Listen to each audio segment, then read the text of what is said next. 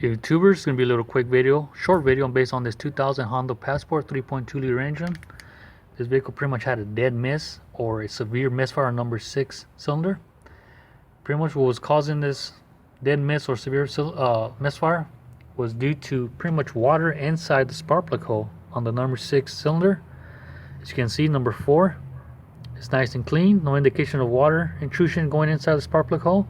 But the mystery question here is, how did water go inside the spark plug hole? I asked the customer if he pressure washed the engine. He said no. As you can see, the valve cover is still dirty, dusty. The intake manifold panel, dirty. Brake booster is dirty. So there's no indication that if he actually pressure washed the engine. So that's the mystery question. If you guys know how water got in there, comment below. All right.